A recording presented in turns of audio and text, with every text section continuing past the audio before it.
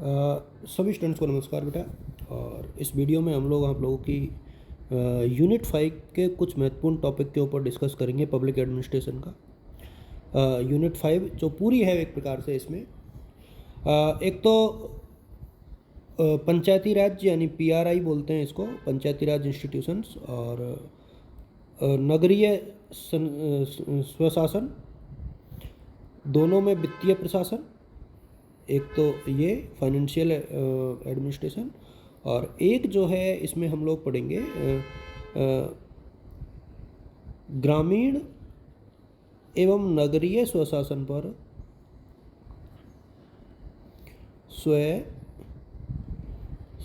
पर सरकार का नियंत्रण।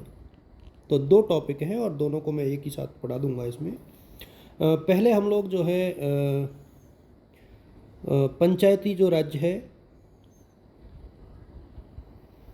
पंचायती राज संस्थान, इनमें वित्तीय प्रशासन की बात करते हैं, फाइनेंशियल एडमिनिस्ट्रेशन, वित्तीय प्रशासन। अब इसमें क्या चीज़ें खास बात है, देखो मैं आपको बताऊं। एक तो यह है कि देखिए किसी भी सरकार को चलाने के लिए वित्त सबसे महत्वपूर्ण स्रोत है, फाइनेंस का होना ज़रूरी है। अब फाइनेंस के स्रोत क्या होते हैं, यानी जो बेसिक स्रोत हैं वो क्या क्या हैं। तो देखिए मैं इसका एक फार्मूला आपको बता देता हूँ, एक प्रकार से ये लेआउट तैयार कर लेता हूँ, इसके आधार पर आप लोग बता देना। एक तो संस्थानों की स्वयं की आय, मतलब जो भी संस्था है उसकी संस्थाओं की स्वयं की आय। अब ये नगरीय में भी आएगा और पंचायत इसमें भी आएगा, दोनों में आएगा संस्थानों की स्वयं की आय। इसमें कर और गैर कर दोनों आएंगे, कर यानी टैक्स और नॉन टैक्स यानी गैर कर। और एक केंद्र और राज्य सरकार से प्राप्त आय, केंद्र व राज्य सरकार से प्राप्त अनुदान। अब ये दोनों तरफ से इनको पैसा मिलता है, केंद्र से भी मिलता है और राज्य से भी मिलता है। और तीसरा क्या है, उधार या ऋण। तो ये भी जो है इनकी आय का महत्वपूर्ण स्रोत होता है। और जो कर लगते हैं उनको थोड़ा सा आप लोग अपनी बुक में से देखोगे कि कर कौन कौन से लगते हैं, जैसे कि निजी भवनों पर कर है, वाहन कर है, तीर्थयात्री कर है ना। और ये ऐसे मोटे मोटे कर हैं जिनको लगाया जाता है, और फीस, तरह तरह की फ़ीस लगाई जाती है, फिर केंद्र से पैसा मिलता है और ऋण भी मिलता है। तो इस प्रकार से जो है कई प्रकार की जो आय है इनको मिलती है,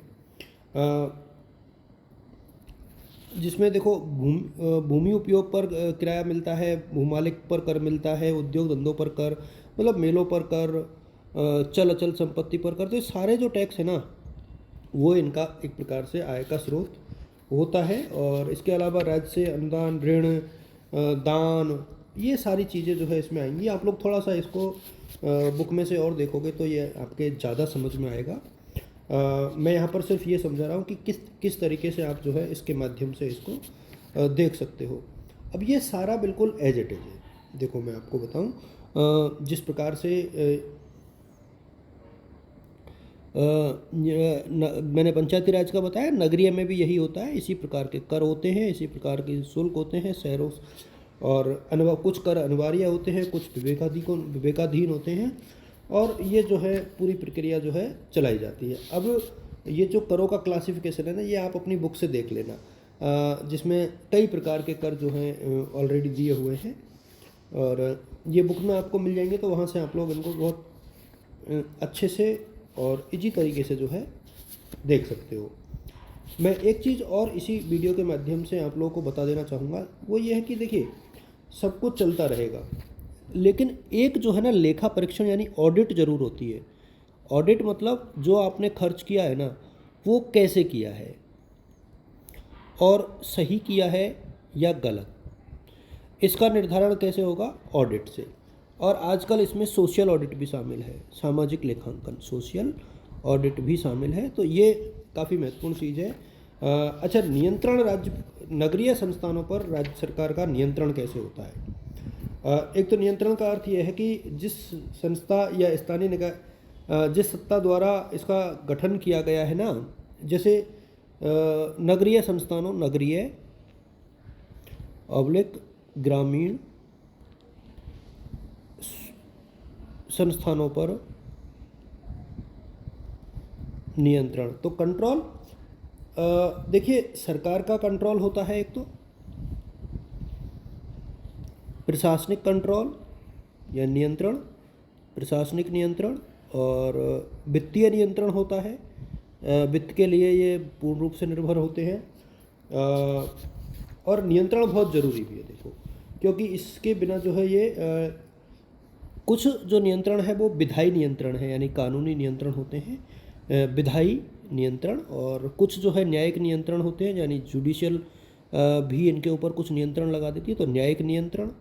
और वित्तीय मैंने बता दिया, प्रशासकीय मैंने बता दिया। तो इस प्रकार के जो कुछ नियंत्रण है वो दोनों ही प्रकार के उसमें चलेंगे, और इसके माध्यम से कि ये जो संस्थान है वो बहुत निरंकुश तरीके से कार्य नहीं कर सकते, और इसी वजह से जो है इनकी प्रभावशीलता बनी रहती है, जनता के प्रति इनकी एक प्रकार से जो जवाब देता है ना वो बनी रहती है। इसके अलावा कुछ तकनीकी नियंत्रण भी होता है, और जनता के प्रति जवाबदेहिता होती है। तो ये 5-6 पॉइंट हो गए, जनता के प्रति जवाबदेहिता। तो इस प्रकार से काफ़ी जो पॉइंट्स हैं वो बहुत तकनीकी तौर पर है। उसके अलावा देखो,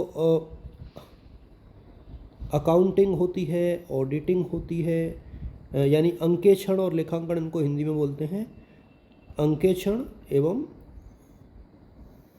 लेखांकन। अब ये इस तरीके की चीज़ें हैं, टर्म्स का आप लोग ध्यान रखना। एग्ज़ाम में यहाँ से क्वेश्चन ज़रूर आएगा, और आप लोग अपनी बुक में से तो खैर हालांकि देख ही रहे होंगे, लेकिन निश्चित तौर पर जब आपको पेपर मिलेगा तो आप लोग जो है काफ़ी अच्छा फील करेंगे कि हाँ ये हम लोग पढ़ के आए हैं। और जिला परिषद, और ये तो आपके किताब में दिए हुए हैं, तो वहाँ से आप लोग उनको देख लेना। मेरे हिसाब में उसकी ज़रूरत नहीं है। इस वाले पेपर में देखिए आप लोग इस तरीके से फ्लो चार्ट और जो संगठन है उसको अच्छे से दिखाना है, ऑर्गेनाइजेशन को।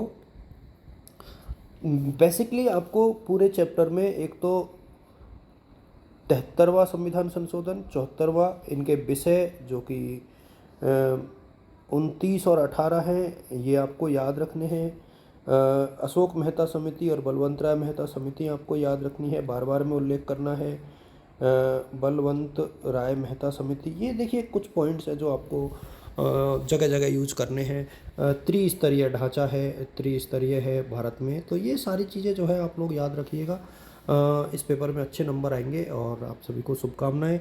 और यदि मुझे टाइम मिला तो मैं जिला परिषद और ग्राम पंचायत को समझाऊंगा, अदरवाइज उसको आप लोग खुद देख लेना। आप सभी को शुभकामनाएं कल के पेपर के लिए। All the best.